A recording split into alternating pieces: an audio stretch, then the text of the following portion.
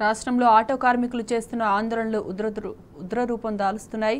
మహబూబ్ నగర్ జిల్లా కేంద్రంలో ఆటో కార్మికులు పెద్ద ఎత్తున నిరసన వ్యక్తం చేశారు.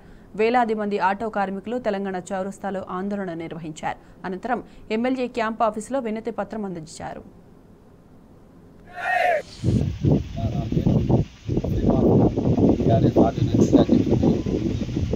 ఈ ప్రభుత్వం మన కాంగ్రెస్ గవర్నమెంట్ రూలింగ్ మీదకి వచ్చిన తర్వాత ఎన్నికల మేనిఫెస్టో ఏదైతే ఉందో స్త్రీలకు ఫ్రీ బస్ అని పెట్టింది కదా.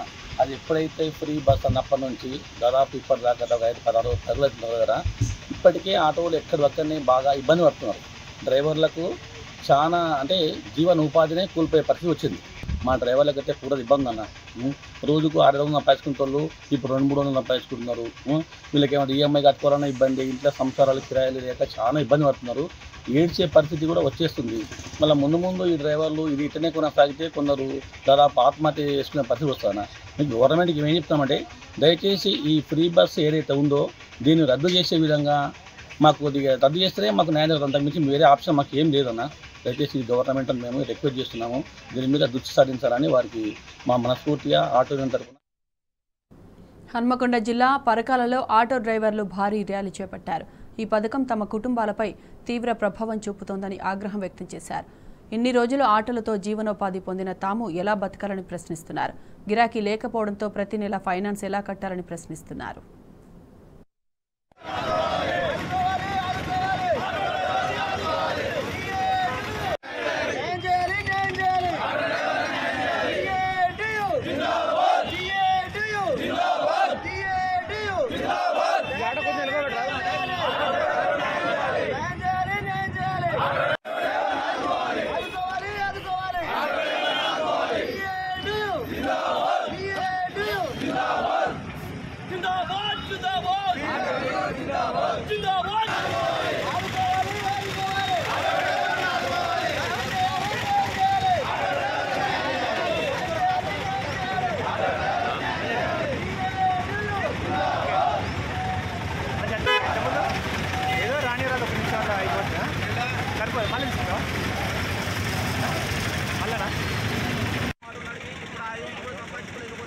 మా భార్య పిల్లలు చదివించుకోవడానికి కూడా ఇలాంటి స్తోమతలు లేకుండా అయిపోయింది.